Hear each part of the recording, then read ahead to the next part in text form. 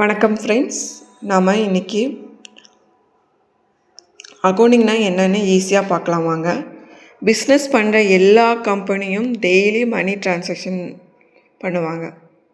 Cash வரும், cash போகும், asset வாங்குவாங்க, எக்ஸ்பென்சஸ் பண்ணுவாங்க.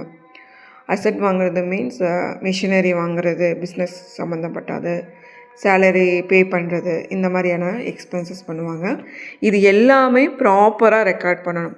அப்போ தான் பிஸ்னஸில் ப்ராஃபிட்டில் இருக்கா, பிஸ்னஸ் ப்ராஃபிட்டில் இருக்கா, லாஸில் இருக்கான்னு தெரியும். இதை ரெக்கார்ட் பண்ணி மெயின்டைன் பண்ணுற ப்ராசஸுக்கு தான் அக்கௌண்டிங் பேர். அக்கௌண்டிங்கோட மெயின் பர்பஸ் என்னென்னா, பிஸ்னஸோட ஃபினான்ஷியல்ஸ் ஆக்டிவிட்டீஸ் எல்லாத்தையும் சிஸ்டமேட்டிக்காக ரெக்கார்ட் பண்ணி ஃப்யூச்சரில் டிசிஷன் எடுக்கிற ஹெல்ப் பண்ணுறதுக்கு தான். இதை இன்ஃபர்மேஷன்ஸ் ஓனருக்கு மட்டும் தெரிஞ்சால் மட்டும் போதாது.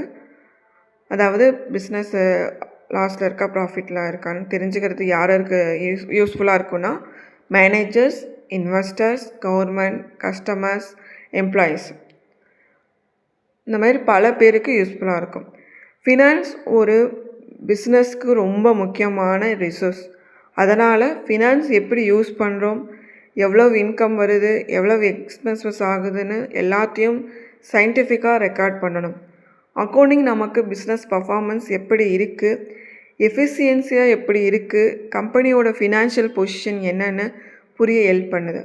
அதனால தான் அக்கௌண்டிங்கை லாங்குவேஜ் ஆஃப் பிஸ்னஸ்ன்னு சொல்கிறாங்க. இப்படி ஒரு லாங்குவேஜ் மூலமாக நாம் பிஸ்னஸ் கம்யூனிகேட் பண்ணுறோமோ, அதே மாதிரி அக்கௌண்டிங் மூலமாக பிஸ்னஸோட ஃபினான்ஷியல் இன்ஃபர்மேஷனை கம்யூனிகேட் பண்ண போகுது.